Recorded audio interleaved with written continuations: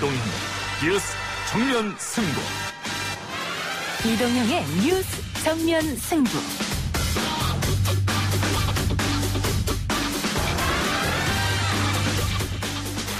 청취자 여러분 안녕하십니까. 이동형입니다. 총선을 보름 정도 앞두고 있습니다. 미래통합당의 비례위성정당인 미래한국당은 내일 선대위 출범식을 앞두고 있죠. 원유철 당대표 기자회견 잠시 들어보겠습니다.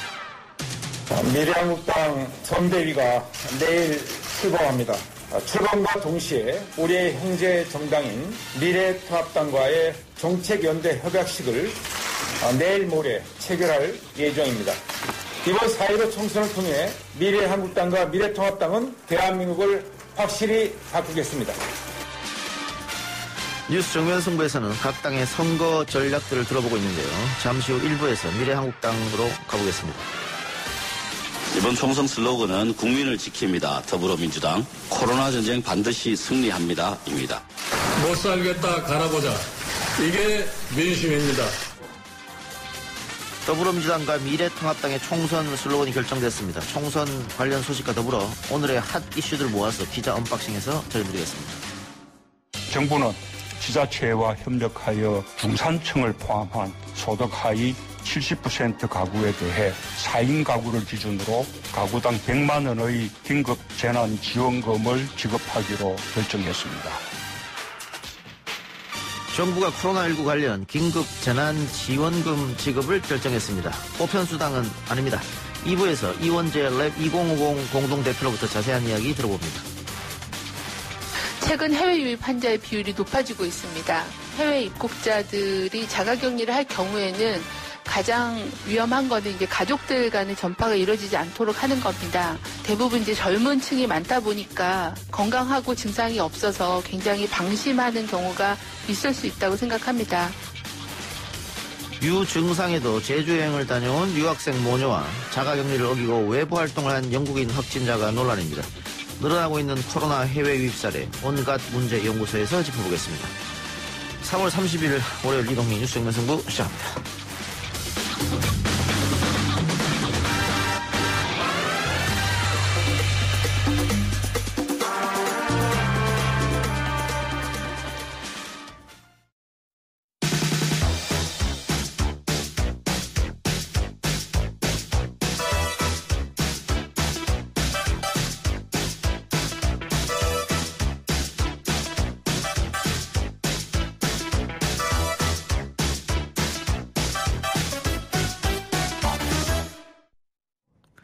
여야 총선 전략 듣고 있습니다. 오늘은 미래한국당으로 가봅니다. 총선 17일을 앞두고 여상규, 박맹우, 백승주 의원이 미래한국당으로 이적하면서 미래한국당은 원내 교섭단체를 꾸렸습니다. 미래한국당 원유철 대표 연결해서 이야기 나눠봅니다. 대표님 나와 계십니까? 네, 안녕하세요. 네, 원유철입니다. 예, 총선이 이제 보름 정도 남았는데요. 네. 준비는 어떻게 잘 되고 있습니까? 예. 이번 총선이 매우 어려운 환경에서 치러질 것 같습니다. 예. 지금도 매우 어려운 상황이고요. 왜냐하면 이제 코로나19 사태로 해서 그 모든 이슈가 여기에 전부 삼켜 들어가고 있지 않습니까? 예. 그 후보자들이 자신의 얼굴을 알릴 수 없어서 이 선거운동마저도 많은 제약을 받고 있는 상황입니다. 예. 또 저희 야당 입장에서는 이 관건 선거도 걱정이거든요. 예. 지금 국무총리, 법무부 장관, 행안부 장관 이 자리가 사실은 이 선거 주무 장관들이시잖아요. 예. 근데 이 여당 현역 의원들이 모두 차지하고 계셔서 예. 걱정도 되는 부분이죠. 예. 그렇더라 아무튼 잊어서는 안 되는 것은 이번 4.15 총선은 문재인 정부의 지난 3년에 대한 평가라는 점에서 저희는 그 문재인 정부의 그 실정, 국정 운영에 대한 총체적인 실패를 집중적으로 부과시키고 대안을 제시해 나가면서 선거의 준비에 임하겠다는 말씀을 드립니다. 예. 근데 이 여야의 지지율이 많이 좁아졌다가 최근 들어서 다시 좀 벌어지는 양상을 보이는데 이 선거 판세 어떻게 보고 계십니까? 선거라는 것이 이제 계속 출렁이는 거니까요. 예. 예.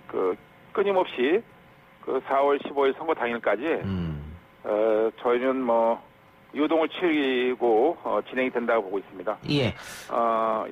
판세는 지금 여러 가지 우리가 쉽지 않은 상황이지만 예. 결국 문재인 정부 3년에 대한 그 국정 운영에 대해서 후한 점수를 우리 국민들께서는 주지 않으실 것 같습니다. 예. 지금은 상황이 좋지 않지만은 아직 15일 정도 남았기 때문에 충분히 여러 변수가 있을 수 있다 이 말씀인 것 같고요. 그렇습니다. 네. 예. 자, 선대위 내일 출범하시는데 총선 목표 있습니까? 지금 미래한국당? 목표가 있죠. 당연히. 예. 이번 총선의 하두는 뭐 당연히 이제 바꿔야 산다. 하고 또 어저께 우리 김종인 미래통합당 총괄 선대위원장께서 말씀하셨듯이 예. 못 살겠다 갈아보자. 이것이 민심이고 국민의 목소리라 저희는 생각합니다. 예. 실제로 지금 어저께도 엊그제도 바로 북한의 미사일 발사라는 무력 도발이 있었는데요. 예. 정말 이 북한의 그 미사일 발사가 이제 굿모닝 미사일이라는 말까지 들을 정도로 아주 원래 행사가 됐습니다. 원래 행사. 예. 그리고 영세상공인이라든가 자영업자, 모든 거리에서 만나는 분들이 전부 정말 힘들어 죽겠다. 정말 바꿔야 된다라는 말씀들을 많이 하십니다. 예. 예, 그래서 저희는 총선 목표에 대해서 이 민심을 잘 받들어서 국민과 함께 이번에 반드시 이 21대 국회에서 우리 미래로 미래통합당과 미래한국당으로 다수당을 바꿔놓고 말겠습니다. 예. 그 미래한국당의 목표를 좀 좁혀서 제가 여쭤보죠. 지금 비례가 모두 47석인데 이 중에서 한 20석 얻어서 원내 교섭단체를 한번 꾸려보겠다, 단독으로라도. 그런 목표를 갖고 계십니까? 예, 저희는 물론 다다익선이죠. 예. 예, 많은 후보들께서 당선이 돼서 우리 미래한국당과 미래통합당이 합친 의석이 150석 이 목표로 예. 지금 캠페인을 하고 있습니다. 예. 예. 아무튼 저희들 국민들께 이대로는 거 아니냐, 제발 좀 도와달라는 간곡한 마음을 담아서 호소를 드려서 20석 이상 목표를 가지고 최선을 다하겠습니다. 그 선거 끝나면은 그 형제 정당이라고 하는 미래통합당과 자연스럽게 합당이 되는 겁니까? 뿌리가 같은 거니까요. 예. 저희가 사실 이 비례정당이라는 것이 지난 연말에 4+1이라는 법료의 괴물 같은 정치 야합 협의체를 만들어서는 안 되는 이런 비례 연동형이라는 연동형 비례제라는 아주 특이한 선거제도를 만들었지 않습니까? 그때 우리 미래한국당의 의원들은 온몸으로 막았습니다. 예. 이 비례 연동제라는 이런 선거법이 통과되면 국민들이 매우 혼란스러우실 거고 정말 국민들의 의사가 왜곡될 수도 있다. 그래서 저희가 몸으로 맞서 전부 민주당 정의당한테 전부 고발까지 당했지 않았습니까? 예. 이제서야 국민들께서 왜 우리 미래한국당 의원들이 온몸으로 이 비례 연동제, 이 괴물 같은 선거법을 왜 막아서려고 했었는지 그 이유를 좀 이제 아시는 것 같아요. 예. 예. 그러니까 저희들이 반드시 이번에 예. 총선에 승리해서 제대로 바로 잡아놓도록 예. 하겠습니다. 제가 예. 선거 끝나고 합당하시냐고 질문을 드렸는데. 네네. 그래서 저희가 미래통합당과 미래한국당이 각각 약진을 해서 예. 바로 이 선거법부터 제대로 바로 잡으려면 원내에서 다수 의석을 확보해야 되는 거 아니겠습니까? 예. 그래서 양당이 합한 의석이 아까 말씀드린 대로 150석을 목표로 하고 예. 결국 합당의 절차를 밟아 나갈 것입니다. 예. 만일 양당 합의 150이 안 된다고 하면 미래한국당이 독자적으로 원내 교섭단체를 꾸린다든가 혹은 또 의원을 조금 꼬아서 받는다든가 해서 제2당, 제3당을 미래통합당 또 미래한국당 이런 식으로 꾸리게 되면 그 여당을 견제하는 데 더 효과적이지 않냐 이런 분석도 있던데요. 예, 지금으로서는 예. 4월 15일이 이제 보름밖에 안 남았기 때문에 예. 4.15 총선 승리를 위해서 모두 매진하고 있는 상황이고요. 그 이후의 상황에 대해서는 예. 지금 생각해 볼 여력이 없습니다. 알겠습니다. 선거공학적 이야기는 그 다음에 결과가 네네. 나오고 생각해볼 때 이 말씀인 것 같고요. 알겠습니다. 예. 자, 근데 민주당 역시 비례위성정당 만들었고요. 또 민주당과 같은 색깔이라고 볼 수 있죠. 열린민주당도 등장했습니다. 정의당도 여전히 남아있는 상태고요. 미래한국당 입장에서 가장 신경 쓰이는 정당이 있을까요? 왜냐하면 미래한국당은 지역구를 내지 않으니까. 미래한국당은 사실 지금 더불어시민당, 열린민주당이라는 조국 사수 1중대, 2중대와는 매우 성격이 달라요. 작년 말에 이 더불어민주당하고 정의당, 이 4+1에는 아까도 말씀드렸습니다만 괴물 같은 정치의 합체가 이 선거의 악법을 일방 처리할 때 저희는 미리 말씀드렸습니다. 만약에 이 법이 처리가 되면, 통과가 되면 우린 비례정당을 만들 수밖에 없다. 쉽게 말씀드리자면 정당 방위를 행사하겠다는 말씀을 작년부터 우린 드렸거든요. 예. 그런데 민주당에서는 뭐 선거 악법을 그때 일방 처리하고 나서 미래한국당 창당을 폄하하고 또 저 정의당까지 다 포함해서 뭐 당대표를 고발도 했지 않습니까? 예. 이렇게 정말 황당한 선거법을 통과시키고 사상 유례가 없는 혼란을 가져오는 이런 선거제도를 만든 책임이 지금 민주당에 있고 또 지금 비례 정당을 만들어서 굉장히 혼란스럽게 하고 있는데 저희는 다른 정당 의식 안 하고 이 잘못된 선거법을 바로잡기 위해서 국민께 호소하고 이번 반드시 과반 의석을 확보할 수 있도록 도와달라고 해서 이 잘못된 선거제도도 바로잡고 문재인 정부의 실정 막아내고 대안을 제시하는 예. 그러한 그 정당으로서의 역할을 다하려고 준비하고 있다는 말씀드립니다. 예. 다른 얘기 한번 여쭤보죠. 합류한다 안 한다 말이 많았다가 결국 미래통합당이 김종인 총괄선대위원장을 영입했고 이제 총선을 지휘하게 되는데요. 김종인 위원장한테 어떤 기대를 하고 계신 겁니까? 미래통합당에서는? 우선 김종인 총괄선대위원장님은 경제 전문가이시잖아요. 예. 지금 국민들께서 거듭 말씀드리자만 그 민생 현장은 완전 도탄에 빠졌습니다. 경제가 엉망이고요. 못 살겠다 갈아보자라고 하신 말씀이 국민들 마음에 지금 전폭적으로 와닿고 있죠. 특히 코로나19 장기화로 인해서 더욱 경제 위기는 점입가경인데요. 예. 그래서 이 김종인 위원장님의 그런 그 경제적인 전문가로서의 그 식견 그거를 잘 저희가 예. 그 반영해 나갈 거고요. 예. 그 같이 우리가 정책 공조를 하는 입장에서 또 이 보수의 중도층 그리고 합리적 진보까지 아우를 수 있다는 점에서 김종인 선대위원장께서 큰 역할을 예. 해주시지 않겠나. 예. 아마 저희는 그렇게 보고 예. 있습니다. 예. 정리하면 이번 총선의 하두는 결국은 경제가 될 것이고 그렇다면 경제 전문가 김종인의 영입은 중도층 쪽으로 확산하는 데 도움이 될 것이다 이런 말씀이네요. 그렇습니다. 네. 알겠습니다. 자, 경제 이야기 나왔으니까 코로나19 사태로 경제가 상당히 어렵습니다. 그래서 이미 재난 기본소득을 도입한 지자체가 있고요. 오늘 정부가 중위소득 100% 그러니까 전 국민 상대로 하면 70% 정도 되는데요. 70% 이하 가구에 긴급 재난지원자금을 지급하겠다. 이 발표 어떻게 보십니까? 지금 우리 문재인 정부의 가장 큰 문제가요. 그 모든 것을 세금으로 해결했다는 태도입니다. 추가 경정 예산안이 만병통치약이 아닌데요. 또 아직 3월이고요. 작년 연말에 예산을 통과시켜놓고 또 추가 경정 예산만 들고 나와서 되겠습니까? 아직 3월이고 그래서 말씀을 드리고요. 저희 미래한국당은 이제 이미 편성되어 있는 예산을 놓고 시급한 것에 먼저 배분하도록 하겠습니다. 그리고 정말 당장 할 수 있는 일, 시급한 분야에 대해서 실행 가능한 것을 먼저 추진하겠다는 말씀드립니다. 그렇지만 코로나19로 힘들어하시는 이 중소상공인 또 영세 자영업자들이 너무 힘들어하시기 때문에 예. 그분들을 위해서 저희가 할 수 있는 모든 것들을 찾아서 적극적으로 해나갈 생각이라는 말씀드립니다. 예. 그럼 오늘 발표한 긴급 재난지원금에 대해서는 반대 입장이십니까? 저희가 그 문제를 가지고 예. 미래한국당에서 미래통합당에서 예. 입장을 냈는데 입장이 같다는 말씀을 드립니다. 알겠습니다. 대표님 오늘 말씀 여기까지 듣겠습니다. 네, 잘 들립니다. 예. 네. 시간이 없어서 인터뷰 마무리하겠습니다. 예, 감사합니다. 예, 고맙습니다. 네, 고맙습니다. 예, 지금까지 미래한국당 원주철 대표였습니다. 1부 수사 마치고요. 2부 기자 언박싱 코너로 돌아옵니다.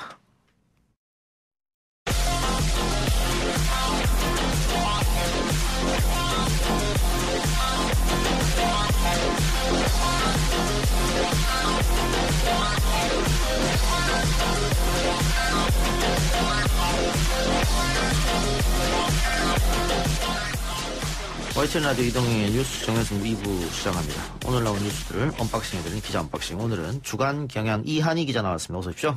네, 안녕하세요. 예, 원래 이 시간에는 방기용 기자가 고정 출연했었는데 방기용 기자가 사입으로 발령이 나면서 이 시간에 출연이 어려졌고 앞으로는 이한희 기자가 네. 인사해 주시죠. 처음 나오셨는데. 네, 안녕하세요. 주간 경향에서 경제팀에 있고요. 네. 지금 이제 8년차 됐습니다. 네, 잘 부탁드리겠습니다. 잘 부탁드립니다. 자, 지난 주말 동안에만 코로나19 세계 확진자 수가 10만 명이 넘었네요. 네, 국제 통계 사이트 월드 오미터가 집계한 전 세계 코로나19 누적 확진자 수가 이제 71만 명을 넘었고요. 국가별로 보면 미국이 13만 명을 넘었고 이탈리아는 10만 명에 육박하는 9만 7천여 명입니다. 이렇게 되면서 이제 감염자가 공식 확인된 나라는 첫 확진자를 보고한 시리아를 포함해서 199곳이었고요. 코로나19로 인한 그 전 세계 사망자 수는 3만 3,200여 명으로 집계됐습니다. 자, 미국과 이탈리아가 확진자 수에만 보면 중국을 이미 앞질러 버렸는데. 네. 근데 이탈리아는 정점을 찍지 않았냐 이런 이야기도 있는 것 같아요. 네, 이탈리아는 이제 전날보다 5,200여 명이 증가를 했는데요. 예. 근데 이게 상당히 높은 수치이긴 한데 25일 이후 사흘 연속 6,000여 명 안팎으로 증가하다가 나흘 만에 최저치를 보였습니다. 그리고 이제 10% 내외이던 증가율도 서서히 하향 곡선을 그리면서 5%대까지 내려왔고요. 누적 사망자 수는 지금 1,700여 명인데요. 이제 27일까지 900여 명까지 올랐다가 이틀 연속 감소한 수치여서요. 이탈리아 일부에서는 이제 정점이 임박한 게 아니냐 이런 의견이 나오고 있습니다. 그런데 미국이 큰일 났습니다. 네. 엄청난 그렇죠. 숫자로 속도가 지금 늘어나고 있는데 네. 트럼프 대통령이 코로나로 10만 명이 사망하면 매우 잘한 일이다. 이게 무슨 말입니까? 네, 이게 이렇게 들으면 참 비판이나 논란의 여지가 있을 수 있는 말인데요. 예. 또 이제 또 현지 상황을 보면 또 나올 만한 말인 것 같기도 해요. 26일 날 백악관에서 열린 기자회견에서 사망률이 2주 안에 최고조에 달할 수 있다면서 적절한 조치를 취하지 않는다면 220만 명이나 사망할 수 있다는 예측 모델이 있다. 예. 그래서 이 220만 명에 비해서 그 숫자를 10만 명으로 낮출 수 있다면 20만 명도 끔찍한 숫자지만 그것은 우리 모두가 매우 잘한 일이다. 이런 발언을 했습니다. 글쎄요, 미국 국민들이 어떻게 받아들일지 모르겠습니다. 왜냐하면 트럼프 미국 대통령이 초반 대응을 굉장히 미숙했다. 네. 안일하게 대처를 했다는 비판이 많이 있지 않습니까? 네, 그렇습니다. 그런데 여기서 10만 명이 사망하면 매우 잘한 일이다. 글쎄요. 예, 좀 두고 보고요. 자, 정부가 코로나 바이러스와 관련해서 긴급 재난 지원금을 지급하기로 결정했습니다. 네, 재난지원금이 이제 전체 2천만 가구 중에 하위소득 70%에 해당하는 1,400만 가구가 혜택을 누릴 전망입니다. 예. 이제 월 소득 상한선이 중요한데요. 1인 기준으로는 263만 6천 원, 2인 기준으로는 444만 8천 원, 3인 기준 580만 6천 원, 4인 기준으로는 712만 4천 원입니다. 지원금은 가구당 최대 100만 원이고요. 당연히 1인 가구는 40만 원, 2인 가구 60, 3인 가구는 80만 원으로 받을 수 있습니다. 예, 4인 가구는 100만 원. 네, 이렇게 그렇습니다. 되는데 네. 그 말씀하신 대로 한 700만 원 이상으로 소득이 생기면은 못 받습니다. 작년 소득을 따지는 거죠. 네, 그렇습니다. 그래서 작년에는 그렇게 벌다가 올해는 그렇게 못 번 사람도 있는데 코로나 때문에 네. 이거를 지금은 70%만 준다는 건데 100명 중에 70명만 준다는 건데 어쨌든 그 소득 30명이 상위 30%는 받지 못합니다. 30명이 못 받잖아요. 네.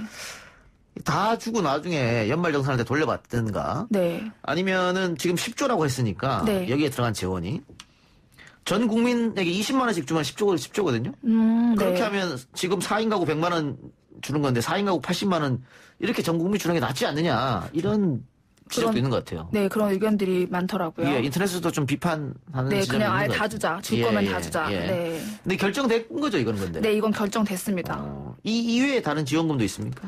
네, 오늘 홍남기 경제부총리가 긴급 재난 지원금 외에 4대 보험료와 전기세 부담 완화 방안을 함께 발표했는데요. 그래서 이제 다음 달에 납부하는 3월 보험료부터는 국민보험, 고용보험, 산재보험에 대해서는 3개월간 납부가 안 하는 건 아니고 예. 이제 유예되는 거고요. 그리고 건강보험이랑 산재보험에 대해서는 이제 3개월에서 6개월 동안 보험료의 30%가 감면이 됩니다. 예. 그리고 전기요금 부담은 이제 소상공인과 취약계층에 대해서는 4월 6일까지 청구되는 3개월금 요금 납부 기한을 3개월간 연장. 예. 네, 안 하는 건 아니고 연장. 전기세나 4대 보험도 어쨌든 그렇게 활용이 될 수 있고. 네. 전 국민의 70%한테 가구당 주는 것이죠? 네, 그렇습니다. 예, 가구당. 이렇게 돈을 지급하겠다. 이런 내용이고요. 알겠습니다. 이게 어떤 효과가 있을지 조금 더 두고 봐야 될 것 같습니다. 효과가 나올지 안 나올지는. 다른 얘기 해보죠. 전국 초중고교 개학이 4월 6일로 미뤄졌는데 다시 한번 개학을 미뤄야 된다 얘기가 있고 네. 지금 미루게 되면 학사 일정이 있기 때문에 더 이상 미룰 수가 없다. 그래서 개학을 해야 한다. 하겠다라고 이야기가 있는 것도 있다고 하는데 그래서 그런가요? 온라인으로 그 수업을 받자 이런 말도 있는 것 같습니다. 네, 지금 이미 대학에서는 온라인 수업을 하고 계신 걸 다들 아실 텐데요. 예. 사실 초등학교, 중학교, 고등학교에서 온라인 개학은 지금까지 한 번도 이루어진 예. 적이 없습니다. 예. 근데 일단 지금 나오는 이야기 종합해보면 정부는 4월 6일에 초중 고교생이 모두 등교하는 건 이제 무리라는 판단을 하고 있고요. 그래서 아까 말씀하신 것처럼 추가 연기를 할지 온라인 개학을 할지 두 가지 방안으로 좁혀졌고요. 교육부는 이미 온라인 수업을 정규 수업으로 인정하겠다는 운영 기준을 마련해서 일선 학교에 내려보낸 상태입니다. 그래서 이제 또 문제가 되는 게 그러면 지역별 그리고 뭐 초등학교, 중학교 어떻게 할 거냐 그리고 또 학급별 개학 시기와 방법을 다르게 뭐 어떻게 적용할지를 놓고 이제 계속 고민을 하고 있는 것으로 알려졌습니다. 예, 아무래도 수능 일정이 있으니까 고3들이 앞으로 학사 일정이 어떻게 되는지 관심거리일 텐데. 네, 그래서 이제 대학 입시를 앞둔 고3부터 이제 개학을 먼저 하자라는 의견이 나오고 있는데요. 4월 6일부터 이제 4월 6일에서 개학을 더 미룰 경우에 뭐 수시, 정시, 수능 이렇게 대학 입시 일정의 전면 개조정이 불가피하기 때문인데요. 근데 또 일각에서는 대학 입시라는 걸 어떻게 온라인 수업으로만 할 수 있겠냐 이런 지적도 있습니다. 알겠습니다. 검찰이 오늘 오후 박사방 운영자였죠. 조수빈을 소환해 3차 조사를 했습니다. 어떤 조사가 이루어졌습니까? 네, 지난주에 두 차례 이미 조사가 이루어졌는데요. 이제 그때는 박사방을 개설한 시점과 경위, 그룹 내역, 뭐 회원 숫자, 뭐 이런 것들에 대한 기본적인 조사가 있었고요. 오늘은 본격적으로 구체적 범행 내용에 관한 조사가 시작됐습니다. 박사방 어떻게 운영했고 이 과정에서 아동 청소년 음란물을 어떻게 제작했고 또 배포했는지 등인데요. 그래서 검찰은 증거 능력 차원에서 영상 녹화가 필요하다 이렇게 고지를 했고요.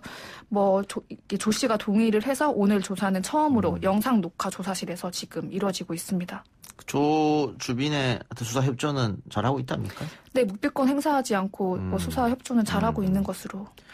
근데 이 N번방 관련 재판에서 부장 판사를 제외해달라는 국민청원이 올라왔다고 하는데 그건 왜 그렇습니까? 네, 청와대 국민청원 게시판에 N번방 담당 판사 오덕식을 판사 자리에 반대, 자격 박탈을 청원합니다라는 게시글이 벌써 40만 명 이상이 동의 서명을 했습니다. 예. 이 청원인의 글 쓴 내용을 보면 이 부장 판사가 수많은 성범죄자에게 벌금형과 집행유예로 너그러운 판결을 내려서 국민들이 크게 비판했던 판사다라고 하면서 모두가 26만 명의 범죄자를 잡기 위해 아무리 노력해도 결국 법이 그들을 봐주면 무슨 소용이냐라고 썼는데요. 예. 이 판사 이제 오 부장 판사는 과거에 고 구하라 씨 그 전 남자친구 최정범 씨에게 징역 1년 6개월의 집행유예를 선고해서 예. 성인지 감수성이 떨어진다라는 비판을 받았던 이력이 있습니다.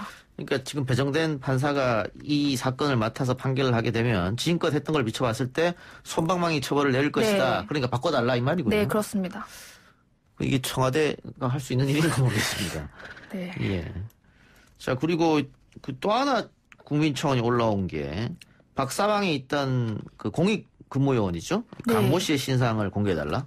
네, 그렇습니다. 이게 이 청원인은 이제 조주빈이 사례를 모의했던 어린이집의 그 아동의 어머니가 청원인인데요. 이게 약간 사연이 복잡합니다. 이 청원을 했던 사람과 이 공익요원은 원래 고등학교 담임 제자와 고등학교 교사와 담임 예. 네, 이었는데요. 담임과 제자. 네, 예. 담임과 제자 사이였는데 이 청원인에 따르면 이 청원인은 9년간 이 제자로부터 스토킹과 살해 협박을 당했습니다. 예. 이것 때문에 이 청원인은 이제 경찰에 신고도 수차례 했고 그래서 실제로 이 공익요원이 실형을 선고받았습니다. 선고받고 나와서 이제 앙심을 품고 조주빈에게 이 교사의 딸을 해쳐달라는 청탁을 했다는 의혹을 받고 있는 것으로 전해지고요.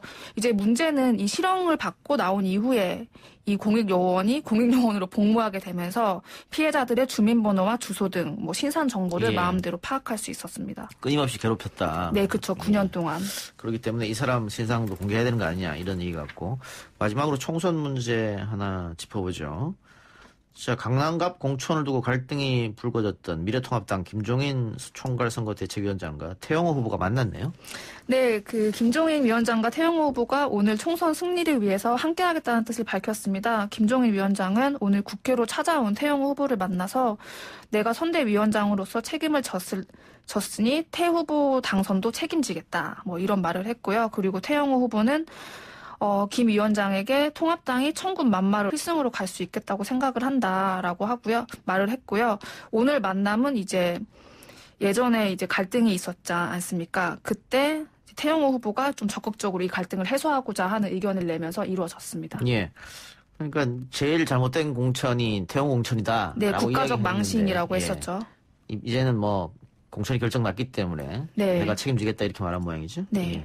근데 황교안 대표와 홍준표 전 대표가 오늘 설전을 벌였다고 하는데 어떤 문제로 설전을 벌였습니까? 네, 황교안 대표가 이제 그 탈당한 뒤에 무소속으로 출마하는 후보들을 겨냥해서 영구적으로 입당을 허락하지 않겠다라는 발언을 오늘 했는데요. 이에 대해서 홍준표 전 자유한국당 대표는 선거에서 지면 너도 이제 끝이다. 당신도 아웃이다. 이렇게 맞받았습니다.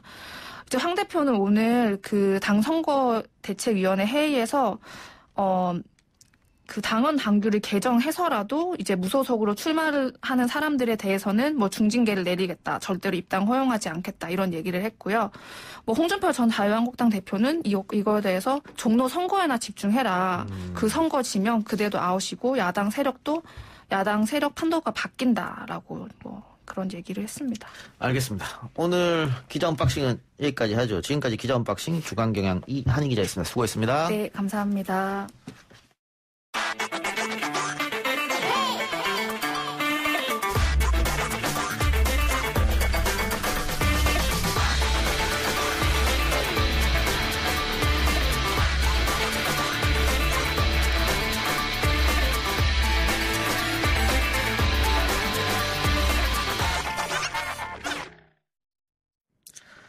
문재인 대통령이 소득 하위 70%에 해당하는 약 1,400만 가구에 긴급 재난지원금을 지급하겠다고 발표했습니다.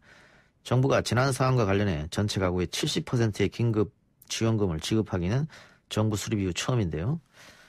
그만큼 지금 사태가 굉장히 위중하다는 뜻이겠죠. 경제를 살리는 데 어느 정도의 효과가 있을지 전문가와 함께 짚어보겠습니다. 이원재 랩 2050 대표 연결합니다. 대표님. 네, 안녕하세요. 예, 안녕하십니까.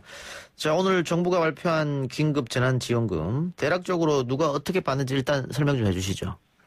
네, 소득 하위 70% 가구에게 지급하겠다는 거고요. 상위 30%는 빠지는 거죠. 예. 근데 이제 액수를 보면, 4인 가구의 경우에는 100만 원, 3인 가구 80만 원, 2인 가구 60만 원, 1인 가구 40만 원 지급하겠다고 했습니다. 한 번 지급하는 거고요. 5월 안에 지급하는 것을 목표로 하겠다고 했는데 이게 뭐 어떻게 이게 4인 이 소득 하위 70%가 어느 정도 되는 거냐 그 기준을 정확하게 제시하지는 않았습니다. 대략 추산을 해보면 4인 가구의 경우에는 약 월 700만 원 정도의 소득이 있는 집안, 그것보다 이제 소득이 적은 집안이 되겠죠. 예. 뭐 3인 가구는 580만 원 가량, 2인 가구는 450만 원, 1인 가구는 260만 원 가량 이하인 소득 가구에게는 지급이 될 걸로 보입니다. 근데 이 소득에는 뭐 집을 소유하고 있다거나 전세금이 있다거나 자동차가 있다거나 그럼 그 재산을 또 소득으로 환산을 해서 평가를 하게 되거든요. 그래서 요거보다는 조금 더 낮은 수준이라 해야 될 것 같고요. 기존의 아동수당이나 기초연금, 생계급여 이런 것들 받고 계시던 분들은 계속 그대로 받고 그 위에 얹어서 더 받는 개념입니다. 예, 그래요. 그래서 많은 분들이 뭐 환영하고 있기도 합니다만은 그 불만을 토로하는 분들도 계신 것 같아요. 그 상위 30%가 받지 못하는데 이 상위 30%가 세금은 굉장히 많이 내는 사람들인데 세금은 낼 때 내고 혜택은 우리는 왜 하나도 못 받느냐 이런 불만이 있을 수 있을 것 같고요. 또 아까 말씀드린 대로 4인 가구는 700만 원 소득, 3인 가구는 580 정도인데 그 3인 가구에서 부부가 맞벌이를 했을 경우에 그러면은 또 못 받지 않느냐 이런 얘기도 있어요. 이 긴급 재난지원금이라고 정부에서 이름을 붙였는데 이제 재난기본소득 개념이죠. 이 재난기본소득의 취지가 뭔지를 먼저 생각을 해야 됩니다. 그 취지는 이번에 코로나19 사태 때문에 소득이 감소한 분들의 소득을 보전해주는 취지죠. 예. 그래서 예를 들면 소득이 700만 원 이상이시거나 또는 뭐 580만 원 이상이신데 소득이 크게 감소한 분들이라면 그분들에게는 사실 보전을 해주는 게 맞고 그게 아니라 안정된 직장에 다니시기 때문에 소득이 크게 감소하지 않으신 분들이라면 보전 안 해드리는 게 맞아요. 그래서 이제 그런 취지는 이해를 하실 필요가 있을 것 같고요. 그렇지만 그럼에도 불구하고 저는 이번에 이런 방식으로 상위 30% 제외하고 특히 이제 가구를 대상으로 개인이 아니라 가구를 대상으로 지급하는 방식은 나중에 굉장히 큰 혼란을 가져올 수도 있고 또 어떤 한편으로는 받아야 될 분들이 못 받게 될 수도 있다 이런 생각을 합니다. 예. 왜냐하면 이제 올해 한 해 동안 소득이 많이 감소하는 분들이 많을 텐데 특히 이제 소상공인 같은 경우에 그렇고 또는 올해 기업 사정이 안 좋아져서 해고되시거나 이런 분들이 소득이 감소하실 텐데 그건 아직 집계가 안 되거든요. 작년이나 올해 1, 2월까지의 소득을 기준으로 일단 지급을 해야 되기 때문에 이런 문제들이 지금부터 상황이 안 좋아져서 연말까지 어려워지시는 분들 그런데 작년부터 올해 1, 2월까지는 괜찮으셨던 분들이 나중에 못 받아서 어려워지시는 결과도 나올 수 있어서 이런 점들을 어떻게 보완하느냐 이게 굉장히 큰 문제가 될 것 같다. 보편적으로 전부 다 지급하고 나중에 세금으로 더 거두는 방식은 낫지 않았나 이런 생각이 듭니다. 예. 저도 그게 조금 의아해서 여쭤보는 건데 가구당 지급하니까 혼란이 있을 수 있고 또 말씀하신 것처럼 작년 소득으로 기준을 잡기 때문에 올해 코로나19 때문에 힘들어진 분한테는 그럼 어떡하냐 이런 문제도 있고 이게 선별 작업을 해야 되기 때문에 또 지급할 때 시간이 걸리고 전 국민한테 지급한다면 시간이 덜 걸릴 텐데 지금 당장 다들 힘들어하니까 그리고 10조 정도가 재원이 마련된다고 하는데 그렇다면은 5천만 국민이니까 국민 1인당 20만 원씩만 줘도 되는 거거든요. 그러면 아까 4인 가구 100만 원이라 했는데 20만 원씩 주면 4인 가구 80만 원이니까 그렇게 차이가 나지 않는데 구태여 왜 상위 30%를 제외하는 결정을 했을까? 왜 이런 결정을 했다고 보십니까? 그러니까 제가 보기에는 기존의 우리나라 복지 시스템이 선별적으로 어려운 분들만 도와주는 방식으로 되어 있기 때문에 기획재정부라든지 이런 관료 조직에서는 기존의 방식을 그대로 사용하는 것을 선호를 하기 때문에 이렇게 된 것 같습니다. 청와대에서 조금 그걸 뒤집는 결정은 하지 못하신 것 같고요. 거기에 이제 배경이 있을 것 같고 말씀하신 대로 이제 가장 큰 문제는 모두에게 지급을 한 다음에 나중에 세금을 더 거두면 아주 빠르게 집행을 할 수가 있고 단순하고 모든 사람들이 일단 받기 때문에 일단은 만족을 하게 되는데 지금 이 경계선을 두고 누구는 받고 누구는 못 받고 하는 문제가 많이 생기고 내가 받을 수 있는지 없는지를 스스로 판단하기 되게 어렵기 때문에 그 계산하는 과정에서 공정성 시비가 일고 이런 문제들이 있지 않을까 이런 걱정이 좀 됩니다. 외국의 경우는 어떻습니까? 지금 이제 이 시행을 결정을 한 곳들의 경우에는 이제 홍콩이 대표적인데요. 전 주민에게 150만 원씩 지급을 하는 보편적인 방식으로 아동만 제외하고 그렇게 지급을 하기로 했죠. 보편적 기본소득처럼 한시적으로 재난 기본소득을 지급한 곳이 홍콩인 것이고요. 마카오는 전 주민에게 44만 원씩 지급하겠다고 발표를 했었고 미국의 경우에는 이번에 이 트럼프 정부에서 발표한 경제 안정 패키지에서 그게 의회에서 논의 중이긴 한데요. 끝난 건 아니고, 이제 평균적으로 보면은, 1인당 1,200불 정도로 소득이 지급될 것으로 보이고, 미국의 경우에는 약간 이 소득 상위 계층은 제외하고 지급을 할 것으로 보입니다. 야당에서는 지금 오늘 발표한 이 정책에 대해서 총선용 퍼주기다, 또 인기 영합 유죄 정책이다, 이렇게 진단 내렸는데 동의하십니까? 동의 안 합니다. 제가 한계를 지적하긴 했지만 일단은 많은 국민들이 코로나19 사태 때문에 소득 감소라는 어려움을 겪고 있는 것이고 그중에서는 지금 한계 상황에 있는 분들이 굉장히 많습니다.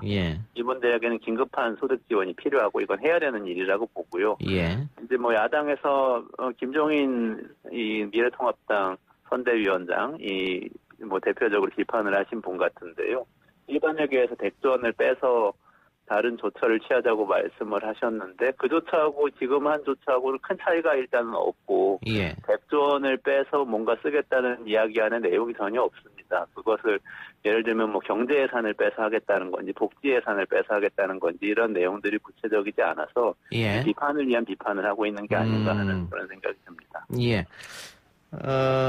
근데 문제는 이렇게 돈을 썼을 때 효과가 있어야 될 거 아니겠습니까? 네네네. 정부도 아마 지금 워낙 내수가 안 좋은 상태이기 때문에 돈을 풀어서라도 내수를 좀 올리자. 그래서 어려운 소상공인 도움 주고 그런 생각인 것 같은데 이 소비 진작 효과는 있을 거라고 보십니까? 제한적이지만 있을 거라고 보고요.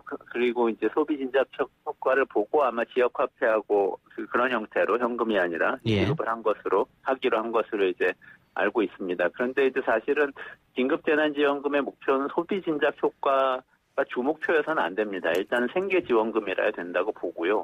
생계지원을 하면서 이후에 이제 소비나 투자를 위한 이 정책은 별도의 정책으로 가야 된다 이렇게 생각을 합니다. 소상공인들을 위한 대출이라든지 새로운 기술 기업에 대한 투자라든지 이런 대책들은 뭐 별도로 나와야 될 거라고 보고 그것들은 이제 또 뭐 2차 추경은 재난기본소득에 집중을 한다고 했으니까 3차 추경 등을 통해서 나올 거라고 봅니다. 예. 자, 오늘 정부가 발표한 내용, 이 제목이 긴급 재난지원금인데요. 네네. 이게 그 기본소득의 실험일 수도 있다. 이런 주장을 하시는 분들도 있더라고요.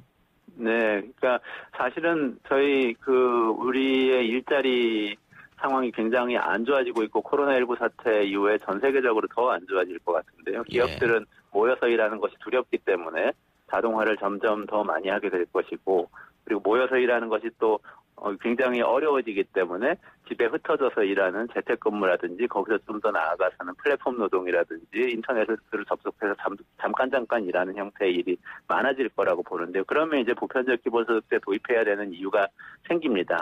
그걸 위해서 이번 긴급 재난지원금이 굉장히 큰 정책 실험장 역할을 할 수가 있는데요. 그러면 사실 개인을 대상으로 보편적으로 지급을 하는 것이 좋은 실험이 될 수 있는 조건이 됩니다. 근데 이번에는 가구를 대상으로 선별적으로 지원을 하게 됐기 때문에 그런 실험으로서는 한계가 좀 뚜렷이 있을 것 같습니다. 예. 유럽 같은 경우에는 그동안 받고 있었던 여러 가지 복지 정책을 폐지하고 재난 기본소득으로 뭐 한 달에 200, 300 전 국민한테 주자 이런 주장도 있었지 않습니까? 네네네. 그런 주장이 좀 더 늘어나고 있습니다. 왜 그러냐면 지금까지는 어쨌든 기업들이 고용을 유지하면서 경제 활동을 통해서 이 임금을 통해서 사람들의 주소득을 줄 수 있는 시스템이 가동이 되고 있었는데 이번에 뭐 영국도 그렇고 이탈리아도 그렇고 경제 전체가 완전히 작동을 멈춰버린 듯한 상황이거든요. 이런 상황에서는 그러면은 기업이 여력이 있는 큰 기업에서 안정적인 일자리에 있는 분들은 계속 임금을 받아 가시는데 중소기업이나 취약한 영역, 자영업이나 이런 데 종사하시는 분들은 임금 소득 자체가 끊겨버리는 일이 생기기 때문에 이렇게 되면은 국가가 직접 개인에게 소득을 지급하는 시스템으로 넘어가야 되는 거 아니냐 이런 논의가 이제 강력하게 제기가 되기 시작하는 것 같습니다. 알겠습니다. 대표님 오늘 인터뷰 여기까지 듣겠습니다. 네, 감사합니다. 고맙습니다. 지금까지 이원재 랩 2050 대표였습니다. 1, 2부 수사 마치고요. 뉴스 듣고 옵니다. 글쎄 안 들려 들을 뉴스 없어 아무 뉴스도 귀에 들어오지 않아 듣고 또 들어도 들을 뉴스 없어 만든 게 2%야 이동영의 뉴스 정면 승부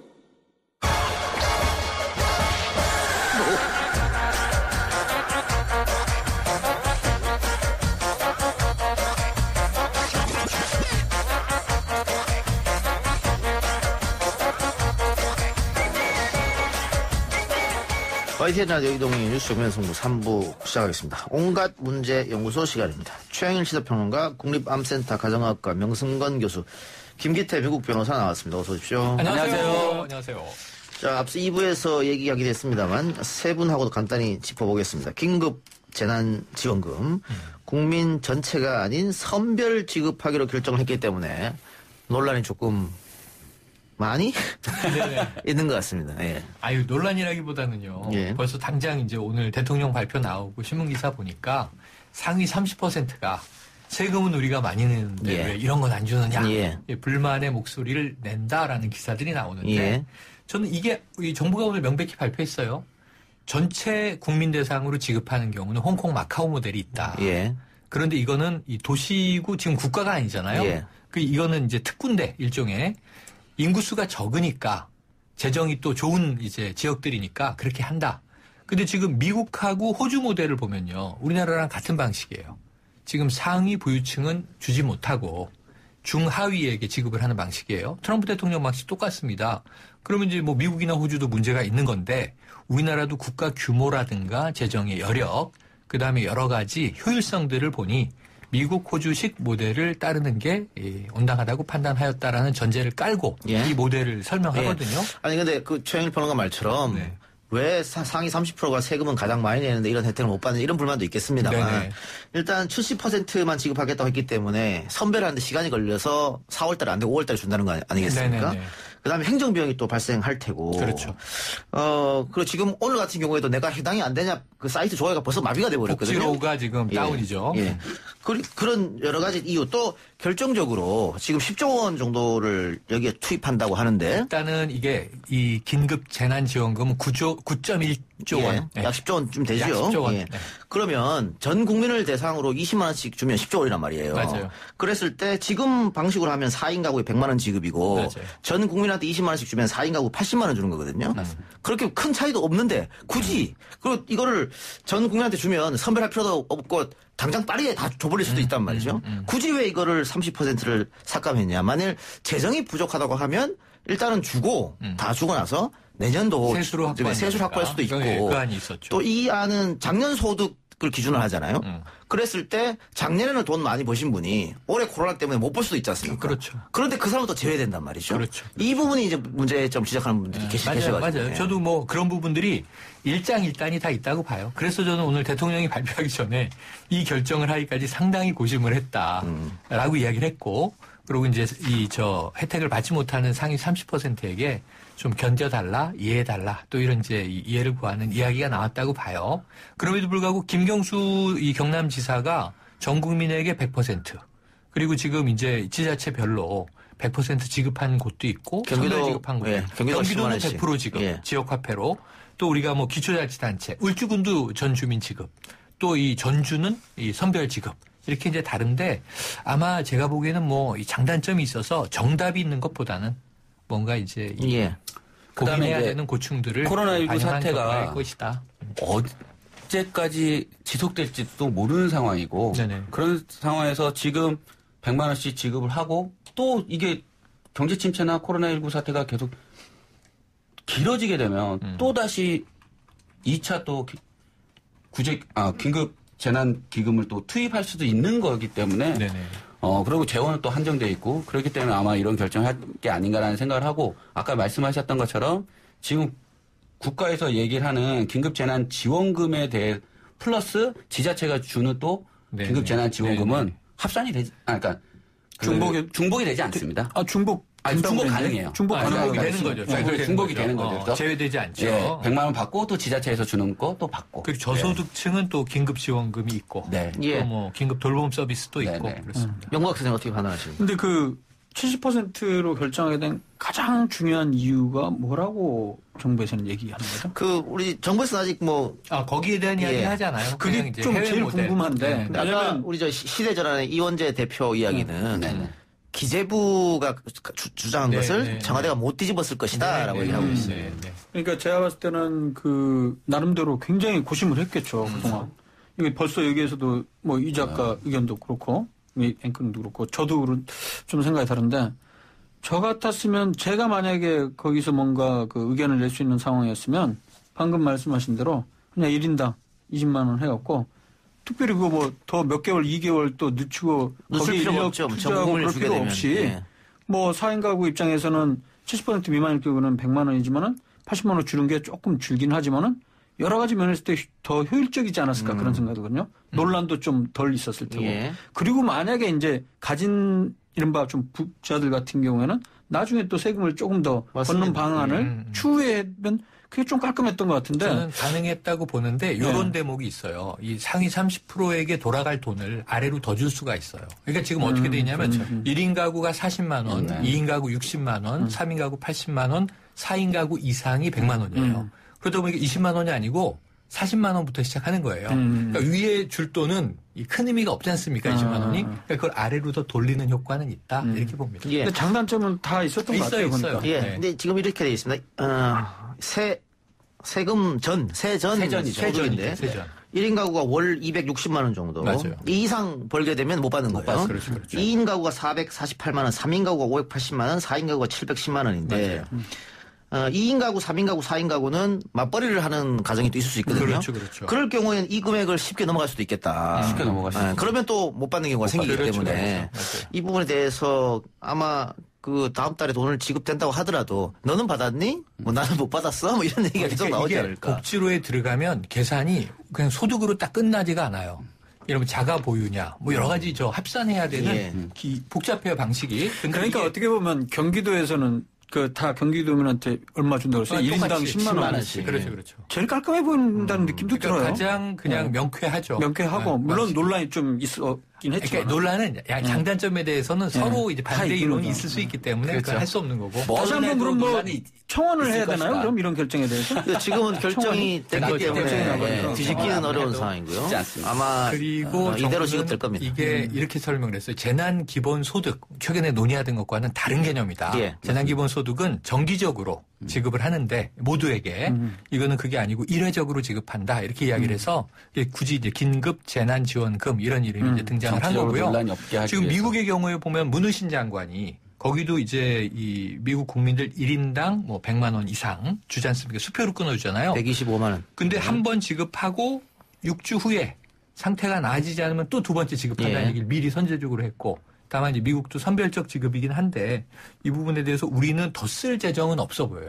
지금 재정을 일단 다 끌어서 한 번 써보고 이후의 재정은 어디로 갈 것 같냐면은 이제 영역별로 소상공인, 자영업자, 중소기업, 중견기업, 유동성이 이제 위태로운 대기업 이렇게 기업 중심으로 흘러갈 것 같아서 이 한 번의 실험이 어떤 효과가 날지는 예단하기 어렵습니다. 청일표는 방금 실험이라고 얘기해 주셨는데요. 정부가 지금 재난기본소득과는 다르다고 했잖아요. 맞아요. 기본소득 개념 아니죠. 맞아요. 계속 주는 게 아니니까. 일회적 지원금. 긴급 재난지원금인데 어쨌든 기본소득의 개념은 조금 들어가 있는 거예요. 맞아요. 그래서 우리가 이 기본소득을 한 번도 해보지 않았기 때문에 이럴 때 실험 한번 해서 과연 효과가 있는지 없는지 그거 보는 것도 괜찮지 않겠느냐고 전문가들은 얘기했단 말이죠. 맞습니다. 그런데 이게 지금 전부 다 주는 게 아니고 70%만 주기 때문에 그 실험도 못하게 됐다. 그런데 안타까운 점이 여러 가지 있습니다만 뒤집어지기는 상당히 어렵다라고 할 수 있겠고요. 1394님께서 IMF 때 전 국민 근무기 동참하지 않았습니까? 코로나19로 인해 국민이 허리를 다 함께 졸라매야 할 지금 저는 상위 30% 제외하고 지원한 정부 정책 적극 지지합니다. 라고 했는데 여기에 반대하는 분 아마 없을 거고요. 명승원 박사님 이야기하는 것은 일단 다 주고 그리고 상위 30%에게는 연말정산 때 다시 받아라 그 돈을. 회수한다. 그러면 주는 게 아니잖아요. 그렇게 하라는 얘기였습니다. 그리고 지금 사실 당장 또 급하신 분들이 많지 않겠습니까? 맞아요. 그런데 2개월 정도를 기다려야 된다는 부분도 좀 있죠. 부담이 되는 거거든요. 또 하나 2226님께서 작년에 손님 많았던 대구 맛집 사장님은 지원금 못 받아요. 이럴 수도 생기는 거거든요. 작년 소득 기준을 하다 보니까. 이런 문제 아마 뭐 정부에서도 여러 가지 고민을 했겠습니다만 좀 아쉬운 점은 있다. 그리고 또 그런 부분이 있죠. 지역 어디에 거주하느냐에 따라서 받는 게 또 다 달라지지 않습니까? 그렇죠. 경기도 같으면 기본적으로 1인당 10만 원도 받고 그다음 국가에서 지원하는 것도 받고. 그런데 서울 같은 경우는 기본적으로 서울은 얼마입니까? 중위 100%인가요, 그거? 중위 100%. 100% 이상만 되고 또 국가에서도 하는 거는 지금 이게 이제 중위로 따질 때 150%. 포천은 40만 원씩 준답니다. 그 지역마다 좀 편차가 좀 많이 있는 상황이 되겠습니다. 이사를 가야 되나? 포천시로 가시면 되겠습니다. 근데 제가 생각해보니까 저는 경기도에서 더 많이 살거든요. 제 직장이 경기도 일산이지 않습니까? 그렇죠. 좀 아쉽네요. 근데 주소지는 서울. 네. 아쉽네요. 명승건 박사님은 서울에서 주는 기본금 또 국가에서 주는 거 하나도 못 받으시죠. 그럴 것 같죠. 근데 원래 못 받는 거 아니에요? 원래 연봉소득으로 보면 원래 못 받겠죠. 상위 30%를 쓰니까. 그래서 못 받는 거예요. 그렇게 가진 아니 외벌이라도. 근데 제가 가진 건 별로 없거든요. 옛날에 개업했다가 좀 10개월 만에 정리한 적이 있어서 제가 뭐 하는 게 별로 그렇게 많지 않습니다. 알겠습니다. 아픈 얘기네요. 아픈 상황이나 있어. 다른 얘기로 넘어가 보죠. 자, 코로나 이야기 또 한번 해봅시다. 그 전에 우리 댓글에 대장군 용배님께서 명승건 박사님 오늘 완쾌됐다가 재확진된 사례 왜 그런지 설명 좀 해주세요. 맞아요. 사실 궁금하더라고요. 의학적으로 이게 확진됐다고 완치되면 다시 재발하지 않는 거 아닙니까? 아니 그런 게 아니고 옛날에 제가 한번 말씀드렸는데 한 달 정도 전에 분당 서울대병원에 입원했다가 퇴원한 그 환자분 중에 한 며칠 안에 4일인가요? 5일 안에 다시 증상이 나와서 다시 확진을 받은 케이스가 있었거든요. 그리고 뭐 전 세계적으로도 그런 케이스들이 보고는 되고 있습니다. 근데 이번에 같은 경우는 이제 굉장히 만에 몇 주 있다가 감염이 된 거라서 이런 경우는 정말 재감염 아니냐 하는데 아직은 확실하진 않아요. 근데 여전히 지금도 재활성화에 무게를 두고 있다고 합니다. 전문가들이. 재활성화가 이제 어떤 말이냐면 바이러스가 이제 폐나 이런 주요 조직에서는 다 거의 사라졌는데 이게 주로 이제 위장에 상피세포 안에서 일부 남아 있다가 몸의 컨디션이 좀 안 좋거나 이런 상황이 나오니까 그렇죠. 그런 상황에서 다시 재활성화돼서 된 거 아니냐로 추정은 일단 하고 있는 상태입니다. 하지만 이 부분은 뭐 조사가 좀 필요할 것 같습니다. 네. 바이러스가 제로는 아니었다. 예, 알겠습니다.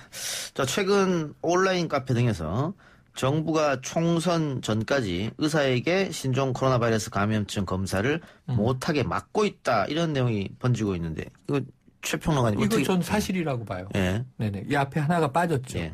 일본 정부가 그렇게 돼요. 총선 전까지가 놀랐어. 올림픽 전까지. 원래는 올림픽은 이제 1년 물 건너갔으니까 일본 갔으니까. 정부가 이 의사들에게 신종 코로나 바이러스 감염증 검사를 못하게 막고 있다. 아니, 조절하고 있다. 재치 있으시네요. 깜짝 놀랐습니다. 그러니까 지금 이런 얘기들이 진짜 올라왔던 게 제가 뭐 이틀 전에 어느 한 유튜브 생방송 나가서 뭐 상담을 하는데 Q&A 네네. 상담을 했어요. 근데 그 중에 한 분이 그런 얘기를 하더라고요. 최근에 그 진단 검사 하는 거 보험 그러니까 그러니까 환자가 비급여로 해야 되느냐 말아야 되느냐 하는데 기본적으로 뭐 가이드라인이 바뀌어 갖고 증상뿐만이 아니라 CT나 뭐 엑스레이상에 확실한 폐렴이 있어야만 되는 거 아닙니까? 그렇기 때문에요. 이렇게 얘기를 하더라고요. 근데 저는 그런 얘기를 들은 바가 없었거든요. 토요일만 하더라도. 그래서 제가 아닐 거다. 제가 이번 그 주만 하더라도 제가 지난주 월요일 날 고향 선별검사 했잖아요. 그때까지도 제가 의사니까 제가 판단했을 때 명확한 증상이 아니더라도 애매하거나 의심이 그래도 어느 정도 해야 되는 상황이면 의사의 재량에 따라서 해봅시다. 오더를 내면 진단 코드를 내고 가면 다 그거 무료로 될 수가 있거든요. 당연히 감염관리법에 의해 갖고 그랬는데 알고 보니까 이 내용이 있더라고요.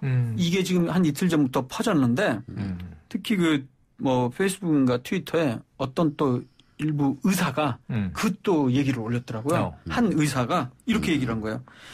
이전에는 신종 코로나 의심 환자 가이드라인이 개정돼서 이전에는 의사소견에 의심되면 검사가 가능했는데 이게 제가 지금 한 얘기였죠. 근데 지금은 CT나 엑스레이에서 폐렴이 보여야 검사가 되고 그냥 하려면 16만 원이 부담이 되기 때문에 노인분들은 대부분 검사를 거부합니다. 그러면서 총선 전까지는 검사도 확진도 늘지 않을 것입니다. 이렇게 썼더라고요. 근데 이 부분에 대해서 정부에서는 분명히 중앙방역대책본부에서는 밝혔습니다. 의사의 소견에 따라 코로나19가 의심될 시 진단검사 가능하다고 다시 한번 밝혔고요. 가장 최근 대응지침 코로나19 대응지침 7-3판도 역시 제1번에 그 얘기가 써 있습니다. 그럼 이 가짜뉴스를 쓴 사람이 의사인 거예요? 아까 저희 명 목사님 제가 이거는 제가 직접 뭐 확인했습니다. 그러니까 근데 이게 그 의사가 먼저 시작했는지 모르겠는데 그런 얘기들이 계속 트위터상에서 떠돌고 있었죠. 출처가 어디자도 중요한데 아무래도 국민들이 봤을 때는 그래도 의사가 썼으니까 맞는 거 아니야? 이렇게 된 거 아니에요? 더 그랬을 것 같아요. 근데 결국은 명백한 가짜 뉴스로 들통이 났는데 이것도 맞는 뉴스라니까요. 일본에서는 아니 이건 중국에서는 중국에서는 CT에 폐렴 소견이 있으면 코로나 검사하게 했잖아요. 알겠습니다. 예. 어쨌든 여기서 핵심은 16만 원.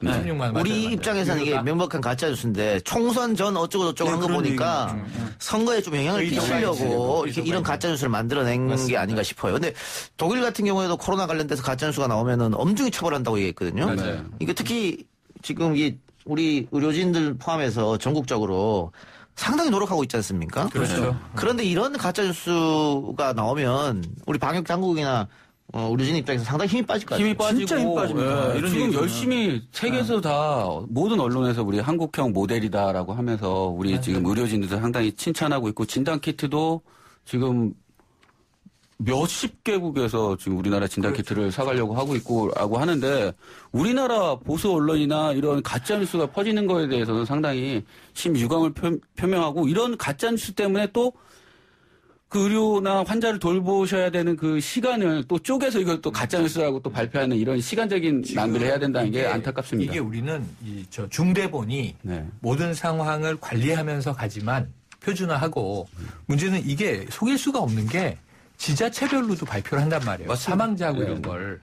그럼 지금 전국 지자체가 다 중앙정부의 이 어떤 암묵적인 지시에 의해서 통제되고 있다라고 믿으면 대한민국이 그런 방역 사회는 아니죠. 민주적 방역이라고 저는 아무리 그래도 그렇지 뭐 이를테면 이렇게 썼어요. 검사를 안 하고 못하게 하고 있습니다. 총선 전까지. 막고 있다. 아니 이게 상식적으로 가능한 일입니까 지금 이제? 그럼 오늘 우리가 78명 확진 늘은 거에 대해서 아유 그나마 두 자리로 다시 떨어졌네. 주말에는 또 105명. 아이고 세 자리 올라갔네. 그러면 지금 그러면 저 같으면 더 떨구겠다. 그렇죠. 아니, 그러니까 10명. 아니, 상식적으로 네. 만약에 이런 기준으로 바꿨다고 그럼 치면 총선 전에 야 바이러스를 몰아냈다. 네. 선언이 저도 좀 나오겠네요. 얘기하게 해주세요. 온갖문제연구소인데. 네. 근데 이제 예를 들어 제가 외래에서 봤어요. CT나 엑스레이 폐렴이 보여야 검사가 되고 이거 자체가 말이 안 돼요. 우리가 외래에서 볼 때는 의심소견이 되는 거 열이 있거나 그다음에 접촉 경력이 있거나 이런 것들을 확인하거든요. 근데 최근에 개정된 거는 조금 더 완화가 돼서요. 왜냐하면 집단 발생과 연관성 확인할 수 없는 개별적인 사례가 지속되고 있기 때문에 조금 더 완화시켜서 어떻게 했냐면 딱 봤는데 중국 갔다 오거나 외국 갔다 오진 않았어요. 확진자와 접촉한 히스토리도 없어요. 그런데 이상하게 가래와 기침이 심해.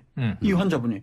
그럼 지금 현재 상황에서 어떤 의사가 이거는 코로나19가 아닌 다른 바이러스엔 폐렴일 거야라고 외래에서 얘기할 수가 있습니까?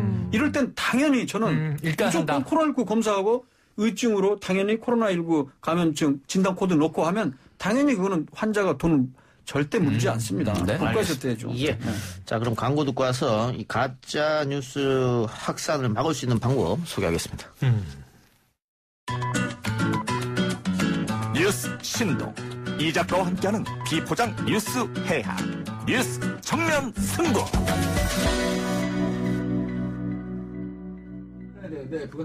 네, 3부 이어서 4부 계속 이어나가겠습니다. 저 가짜뉴스 얘기를 3부에서 했는데요. BBC 코리아에서 나쁜 정보의 확산을 막을 수 있는 방법 7가지. 예, 우리 김 변호사께서 좀 소개해 주시죠. 네, 첫 번째는 일단 멈추고 생각하라. 그래서 어떤 정보가 들어왔을 때 이것이 맞는지 안 맞는지 바로 이거 맞는 거 아니야 이렇게 하지 말고 일단 멈추고 생각하라. 그다음에 출처를 확인하라. 이 출처까지 확인하려면 참 일반 국민들이 상당히 좀 똑똑하시고 부지런하셔야 되지 않을까라는 생각을 하고요. 가짜일 수 있을지 의심하라. 일단은 이렇게 코로나19가 세계를 덮고 있는 확산되고 있는 이 시점에서는 좀 더 영리하게 판단하셔라. 그리고 확실하지 않으면 공유하지 말라. 그럼 이거 진짜 아니야? 라고 하면서 SNS에 많이 확산하고 공유하고 하니까요. 사실을 개별적으로 확인하라. 그다음 6번째는 감정적인 게시물을 조심하라. 그다음 7번째는 동의한다고 공유하지 말라입니다. 예. 저는 하나 더 추가하고 싶은데 네.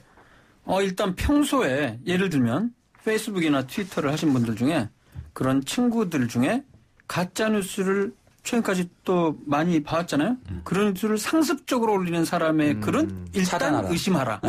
일단 의심하라. 의심하라. 그리고 또 하나는 이런 거 있을 거예요. 너무 정치적으로 제가 나누는지는 모르겠지만은 기본적으로 현 정부가 방역 당국이 해왔던 거에 무조건 안티하는 사람이 올리는 글들에선 다시 한번 생각해보고 리트윗이나 좋아요를 눌러라. 네. 어떻습니까? 다 포함되어 있는 것 같아요. 네. 거의 확실하지 않습니까? 출처를 확인하라. 예, 맞아요. 다 해당하는 데요. 질병관리본부의 홈페이지 사이트를 저는 항상 하나를 확인하라. 더한다면 제일 확실한 건 크로스 체크하라예요. 예. 2개, 3개 매체를 보면 가짜가 바로 드러나요. 하나만 봐서 문제예요. 예. 하나만 보면 안 됩니다. 자, 유튜브 댓글로 사랑아님께서 아들 감기로 열이 있으니 받아주는 병원이 없었습니다.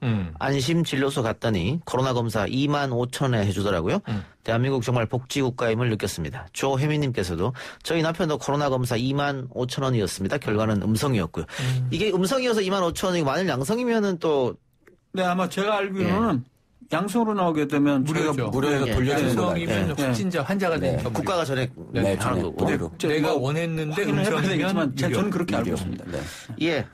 자, 가짜뉴스 얘기 계속 해봅시다. 오늘 조선일보에 실린 미국 FDA 한국 진단 키트 사전 승인 알고 보니 외교부의 가짜뉴스라는 제목의 기사가 나왔고 이것 때문에 오늘 또 하루 종일 시끄러웠습니다. 예, 왜냐하면 아까 우리가 가짜뉴스 거는 SNS를 통해서 개인이 생산하는 건데 지금 이 기사 같은 경우에는 미디어가 그리고 대한민국 신문 중에서는 가장 많이 팔린다고 하는 조선일보에서 냈기 때문에 이게 과연 어떻게 돼 있느냐 정리 좀 해주시죠 이거.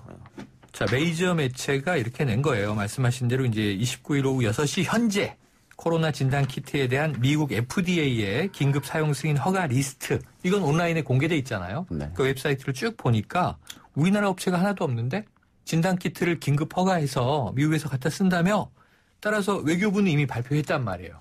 미국이 승인을 허가했고 우리 이제 진단 키트가 미국에 들어가서 쓰인다. 근데 외교부 말이랑 다르지 않느냐. 지금 공식적으로 확인된 이 웹사이트에는 우리나라 이 허가된 업체가 없다. 그 외교부는 이제 사실과 다르다. 미국 수출에 문제가 없다는 통보를 외교 경로로 받았다. 전 이게 맞는 것 같은 것이 이게 사실은 며칠 전에 확인된 뉴스인데 문재인 대통령과 트럼프 대통령이 통화를 합니다. 네, 맞습니다. 이때 이 트럼프 대통령이 의료 지원을 요청을 하죠. 그때 문재인 대통령이 정확하게 얘기를 해요. 미국에서 승인이 나지 않아서 쓸 수 없을 수 있으니 확인이 필요하다 그랬더니 트럼프가 뭐라 그랬는지 아세요? 하루 만에. 내일 허가를 내주겠다. 이렇게 얘기를 했어요. 그럼 이걸로 끝난 거잖아요. 네.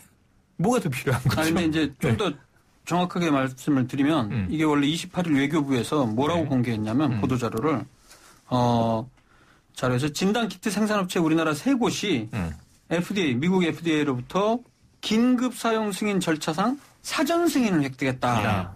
그래서 미국 시장에서 판매 가능하다. 이렇게 발표를 했어요. 그런데 구체적으로 3곳이 무엇인지는 얘기를 안 한 상황이거든요. 그래서 29일 날 조선일보에서 이거를 확인해 보니까 홈페이지에 들어가 본 거죠. 없다. 리스트에 보니까 당연히 없는 거예요. 그러니까 여기 말하는 대로 이거는 사전 승인이에요. 정식적으로 승인이 낮은 상황은 아닌데 외교부가 조금 미리 얘기한 거죠, 사실은. 그래서 다시 29일 날 외교부에서는 이제 보도자료를 내서 방금 얘기했듯이 긴급 사용 승인을 정식으로 지금 받은 상태가 아니고 바로 그 전 단계인 사전 승인을 받은 상태다. 그리고 세계 업체에 대해서는 우리가 지금 일일이 얘기할 수 있는 상황은 아니다라고 얘기를 한 거거든요. 저는 좀 느꼈던 게 조금 성급했다 이런 생각이 들어요. 왜 굳이 완전하게 승인을 받지 않은 상태에서 이렇게 일부 언론들의 이른바 먹잇감을 딱 던져주는지 이런 생각이 나서 조금 아쉬운 생각이 듭니다. 결론으로 말하면 아직까지 정식으로 긴급 사용 승인이 확실히 된 건 아니에요. 기다리고 있는 중이라고 합니다. 사전 승인만 받은 상태입니다. 리스트에 이제 근일 내에 올라가겠죠. 나올 가능성이 높다고 외교부에서 얘기를 또 했습니다. 근데 이제 문제는 그 다음에 그 메이저 매체의 해석이에요. 이 상황에 대해서 외교부가 가짜뉴스를 퍼뜨렸다. 이거 논란의 여지가 있다는 명 박사님 말을 일단 받고 그다음에 이렇게 해석을 했어요. 코로나 관련 기업들 주식이 테마주로 언급되며 연일 주식 시장이 요동치는 예민한 상황에서 정부의 섣부른 발표로 관련 업체들의 업무에 큰 혼선이 빚어졌다. 외교부가 주식 시장에 루머를 퍼뜨리는 작전 세력과 다를 게 뭐냐. 이렇게 이제 비판을 한 거예요. 이 부분이 이제 해석의 차이인 것 같아요. 가짜 뉴스란 거는 진짜 팩트 자체를 왜곡하는 걸 얘기를 하는데 이거는 가짜 뉴스가 아니고 사전 승인이라고 분명히 얘기를 한 그냥 팩트 자체를 얘기한 거예요. 근데 좀 너무 먼저 미리 얘기했다는 게 또 논란의 여지가 됐던 거죠. 업체 같은 경우에는 외교부로부터 허가받은 업체들이 이미 비상체제로 들어갔고 이쪽 관계자들은 FDA 받는 게 사실 굉장히 어려운 일인데 굉장히 오래 걸리죠. 오히려 기념비적인 사건일 수도 있다 이렇게 얘기하면서 외교부가 지금 27일 날 국내 업체 3곳의 진단키트 제품이 잠정 승인을 받았다고 통보를 받았는데 리스트에만 안 올라간 것이고 그리고 그 워싱턴 타임즈가 28일 날 코로나19 진단키트 생산업체 한국 3곳이 미국에서 제품을 판매할 수 있게 됐다. 이렇게 보도를 했기 때문에 조선일보에서 가짜뉴스라고 외교부가 가짜뉴스라고 한 것은 이것도 또 팩트체크가 조금 부족한 부분이 아니었나. 무리한. 지금 상황에서 이렇게 혼란을 주는 이런 보도들을 과연 했어야 되나 뭐 이런 의심도 좀 들어요. 가짜뉴스의 발원지는 그러면 트럼프 대통령이다. 내일부터 승인 허가를 내주겠다고 했는데 지금 일주일이 지났잖아요. 트럼프 대통령 왜 승인 허가를 빨리 안 내주시는 거예요? 그런데 그런 절차 같은 거 보면요. 우리나라가 빨리빨리 문화도 있고 우리나라는 진짜 빨리 해주잖아요. 이번 방역에는 도움이 된 거잖아요. 그렇죠. 그런 경험 많을 거예요. 저도 10년 전에 미국 연수 1년 갔을 때 보면 뭐 하나 서류를 내면요. 정말 세워라 내워라 합니다. 우리나라가 상대적으로 너무 빠른 거라고 저는 봅니다. 그래서 그것 때문에 주토피아라는 애니메이션에 보면 이민국에 도장 찍어주는 관료가 나무늘보로 나오는데 도장 찍는데 몇 시간 걸려요. 도장 찍다 막 자고 그래요. 그게 비판 풍자한 거죠. 네. 미국의 현실을. 미국 유학 가서 가장 생소했던 거는 두 가지입니다. 하나는 3시간, 4시간 기다려도 그들은 컴플레인 하지 않습니다. 컴플레인 하는 사람은 동양인이에요. 제가 보기에. 그다음에 또 하나는 인터넷이 너무 느려. 우리는 클릭하면 바로 넘어가잖아요. 그렇죠. 인터넷이 너무 느리다는 거. 그러나 그들은 불만을 제기하잖아요. 불만을 제기하지 않습니다. 왜 그런 거예요? 왜? 코로나와 관련해서도 마찬가지예요. 이미 그거에 너무 익숙해져 있고 교육을 그렇게 받았어요. 기다리는구나. 인내의 그렇죠. 자, 일본도 지금 확진자가 연일 늘어나는데 이 와중에 그 일본의 국민 개그맨이라고 할 수 있죠. 시무라 켄 씨가 코로나 때문에 사망했습니다. 그래서 일본 국민들이 다 침통한 상황인데 시무라 켄이 사망하니까 일본 일부 네티즌들이 중국인 혐오 발언을 다시 쏟아내고 있는 그런 실정을 합니다. 근데 우리도 지금 강남 일대에서 유학생 포비아 현상이 일어나고 있다라고 하는데 유학생들이 지금 그 코로나19가 전 세계를 강타하니까 우리나라가 제일 안전하다 이래서 이제 속속 귀국하고 있지 않습니까? 귀국하다 보니까 자가격리를 해야 되는데 그 지침을 어기고 뭐 전국을 돌아다녔다거나 뭐 이런 일이 있어서 문제가 좀 됐죠. 좀 많이 됐죠, 많이. 근데 이게 우리나라가 더 안전하다라고 해서 오는 경우도 있지만 미국 같은 경우는 저희 이제 지인한테 이제 통화를 했는데요. 기숙사 자체를 폐쇄해가지고 맞아요. 살 곳이 없는 거예요. 그다음 학교 자체가 폐쇄가 되니까 온라인 또 강좌로 되고 있을 곳도 그 있을 곳이 없기 때문에 한국으로 다시 돌아오는 경우가 상당히 많다라고 보시면 됩니다. 아니 지금 똑같이 이 안젤리나 졸리의 아들 매덕스가 지금 연대 다니잖아요. 그래서 미국으로 돌아갔는데 온라인 강의를 하고 기숙사를 폐쇄했어.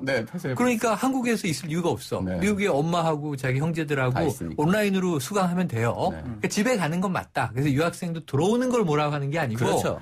자가격리 2주를 못 견디고 근데 이게 전 내국인 청년도 마찬가지예요. 클럽 가는 친구들이라든가 이런 경우가 젊은이들이 통제가 쉽지 않은 건 알고 있는데 이게 적어도 전 한 가지만 기억해야 돼요. 민폐를 끼치지 말자. 그렇죠. 그러니까 이 제주 모녀, 이 유학생 모녀의 경우에 민폐가 컸잖아요. 그렇죠. 근데 저는 강남구청장의 문제가 시간대 순으로 행정적인 발표를 한 거는 일리가 있어요. 자, 이들은 15일에 들어왔고 그리고 20일에 제주를 떠나서 24일에 여행을 마쳤는데 그 증상 미국에 대한 입국은 22일부터 강화돼서 24일에 이제 완료됐다. 그러면 시간적으로 이들을 비판하는 건 좀 문제가 있지 않느냐 정도는 좋은데 도대체 유학 생활에 스트레스를 받아 하와이 여행을 계획했다가 가지 못하게 되자 제주도를 갔다는 얘기를 뭐하러 강남구청장이 합니까? 이게 문제죠. 그러니까 변호인이냐 이런 얘기 듣는 거잖아요. 그러니까 네티즌들이 변호사세요? 결국은 변호하세요라고 강남구청장이 사과했죠. 사과로 끝났죠. 예, 그러니까 이게 지금 뭐 전 국민적인 재난이지 않습니까? 맞아요. 그리고 다들 스스로 자가격리 하시는 분들도 있고 있어요. 뭐 의료진 봉사활동 가는 분도 있고 다 좀 재난을 극복해보자고 하는데 맞아요. 정부 방역당국의 지침을 이렇게 어긴 사람을 옹호해주면 그것도 지자체장이 어떻게 그럴 수 있냐 막 그런 논란 때문에 그랬던 것 같은데 서로가 조금 그 아까 최 평론가 말대로 민폐는 안 되지 않습니까? 민폐만은 우리가 타인에게 피해를 끼치는 것만은 좀 자중하자. 그리고 마스크 같은 경우에도 원래 타인으로부터 나를 보호하는 게 아니고 나의 감염은 그렇죠? 타인에 전염시키지 않기 그게 위해서 주목적입니다. 마스크를 쓰는 거죠. 그렇게 생각해 주시면 되겠습니다. 예. 자, 그리고 이 종교시설 감염도 여전히 내란입니다. 이거 이번에도 그 정강훈 목사의 교회는 또 예배를 했던데 그래서 서울시와 또 부딪히고 말이죠. 서울시에서는 체증해서 다 고발 조치하겠다라고 했는데 당분간은 좀 사회적 거리두기 모여서 예배하는 거 아니면은 꼭 예배를 할 수밖에 없다고 하면 좀 거리를 둬가지고 하는 거. 이걸 좀 그러니까 이 종교 탄압이냐, 뭐 집회를 예배를 왜 막느냐, 예배를 왜 집회로 막느냐, 뭐 이런 얘기들을 이제 계속 하시던데 이게 지금 완전히 강제적으로 예배를 폐한 게 아니에요, 국가가. 그렇죠. 절차를 강력한 가이드라인을 준 거예요. 법에 따라서. 7가지 가이드라인을 지키지 않았기 때문에 4월 5일까지는 금지입니다. 그렇죠. 이렇게 행정명령을 내린 거예요. 근데 강행하는 거예요. 그럼 이제 7개 수칙을 지켜주면 되고 4월 5일 이후에 다시 재개하면 되잖아요. 근데 저는 이건 예배가 아니고 저항 아니냐 이런 생각을 해봅니다. 그리고 다른 교회에서는 오늘 뉴스에도 나왔는데 이 운동장에서 차를 자기 개인 차를 주차시켜 놓고 좋다. 예, 그렇게 해서 예배를 보는 경우도 있어요. 왜 드라이브인 시어터 있잖아요. 네, 자동차 극장. 네. 좋네요. 그러니까 똑같이 그렇게 하는데 이거는 그러니까 종교 사랑제일교회에 대한 또는 기독교 뭐 개신교에 대한 종교 탄압이 절대 아니고 이건 절차에 따라서 분명히 위생규칙을 얘기를 했고 코로나19에 대한 위생규칙 그것을 안 지켰을 경우에 지자체장이 법에 의해서 행정명령을 내려서 예배를 금지하는 조치를 취할 수 있는 겁니다. 그러니까 이게 그게 아닌 것이 미국은 더해요. 미국 예배 금지예요. 왜냐하면 지금 10명 이상 모이지 못하게 돼 있어요. 그러니까 예배도 못 드리게 돼 있고 우리나라는 지금 천주교 미사 자체 중단, 조계종 불교 법회 자체 중단. 그리고 개신교도 대형 교회들이 50% 이상이 온라인 예배로. 지금 이 SNS 보면 온라인 예배도 감동적이에요. 가족들이 참례하고 그런데 그러면서 일부 교회가 이렇게 이제 그러니까요. 그렇죠. 지금 보면 얘기한단 말이에요. 아주 대형 교회 일부 대형 교회라든가 아니면 일부 또 교회도. 어떻게 보면 더 지금 현재 정부의 이른바 더 그 대항하는 뭐 여러 가지 특히 정치적으로 한쪽으로 치우쳐 있는 그런 일부 교회에서 지금 반대하는 거지. 제가 알고 있는 교회들 저랑 이제 관련된 교회 같은 경우에도 뭐 예배를 오는데 장로님들만 몇 미터씩 떨어져서 비디오로 하면 온라인으로 홈페이지에서 그 교인들은 다 그렇게 지금 예배 보고 있다고 그러더라고요. 그런 데가 많아요. 일부 그래서 서울시에서 다 이제 체증을 해서 참석한 교인들에 대해서는 300만 원 이하의 벌금 부과할 수 있기 때문에 그렇게 고발 조치한다고 얘기를 했었고요. 아까 전에 한 가지 이렇게 좀 이렇게 자가격리에 대한 경각심을 좀 고취시키기 위해서 말씀드리자면 원혜령 제주도 도지사께서 지금 손해배상 그 두 모녀에 대해서 손해배상 1억 3,200만 원의 손해배상을 청구를 했습니다. 그런데 원고는 제주도 업체 2곳과 자가격리 2명 등 5명을 원고를 했고요. 그런데 이 두 모녀가 그 돌아다닌 업체가 20여 곳의 업체가 임시 폐쇄됐고 만나신 분이 90명이 지금 생업을 중단하고 자가격리 되고 있어요. 그러면 앞으로도 원고가 추가될 수도 있고 배상액이 늘어날 수도 있다. 따라서 자가격리 규칙을 좀 지켜주십사라고 말씀드리고 싶습니다. 예. 교회 얘기 좀 했었는데요. 이런 와중에 미래통합당 황교안 대표가 교회 내 감염은 거의 없다 이렇게 얘기했단 말이죠. SNS 글 올린 거 두 가지가 이제 문제가 되고 있는데 하나는 정부는 대구를 봉쇄했음에도 대구의 시민들이 자발적 격리를 열심히 해서 이 코로나를 극복하고 있다라는 취지의 글이 하나 있고. 대구 봉쇄했습니까? 언제? 그러니까 여기에 대해서 지금 이제 이 민주당이 난리가 났죠. 왜냐면 아니 대구를 언제 우리가 우한 취급했느냐. 한 명의 정치인 의원이 실수로 대구 봉쇄라는 발언을 했다가 사과한 바는 나왔어요. 그런데 정부나 민주당은 뭐 봉쇄는 생각도 안 하고 뭐 얘기를 끊는 적도 없어요. 그런데 대구가 봉쇄된 것처럼 이야기한 게 이게 가짜 뉴스가 될 수 있는 거고. 두 번째는 뭐냐면은 교회에서는 감염 사례가 없다고 한다. 감염이 나오지 않았다고 한다면 저는 지금 구로 만민교회 또 처음에 초기로 거슬러 올라가면 성남 은혜가 부산 온천교회부터 시작했죠. 온천교회도 있고. 그리고 성남 은혜의 강 교회는 최근에 이게 신도가 130여 명인데 74명이 확진자가 나왔어요. 이게 엄청난 숫자가 나왔고 그 외에도 계속 나오고 있어요. 이런저런 교회가. 근데 이제 처음에 전제는 이 교회 신천지와 교회는 다르다. 근데 다르게 행동해야 다른 거지. 똑같이 행동하면 이게 타 종교나 일반 국민들의 눈에는 다르지 않아 보일 수도 있는데 아까 말씀하신 이 방역에 저항하는 이게 정부에 저항하는 무슨 어떤 세력에 저항하는 정치에 저항하는이 아니라 방역에 저항하면요. 공동체의 적이 되는 거예요. 근데 황교안 대표가 너무 사실과 다른 면죄부를 주셨다 하는 아쉬움이 남습니다. 예. 지금 뭐 어쨌든 천주교나 불교는 법회나 또 예배를 안 하고 있으니까. 4월 초까지. 그런 부분이 좀 있겠죠. 알겠습니다. 예.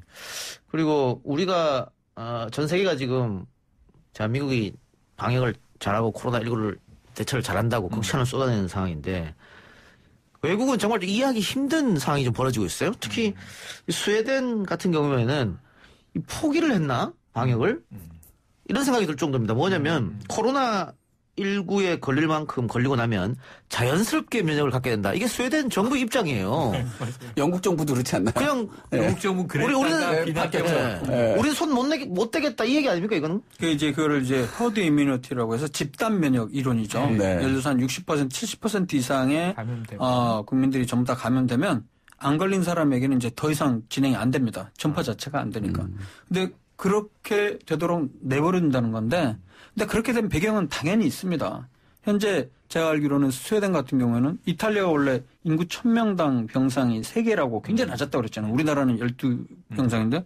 근데 그거보다 좀 더 낮은 거로 돼 있어요. 스웨덴은 2.8병상인가? 그 정도 될 겁니다.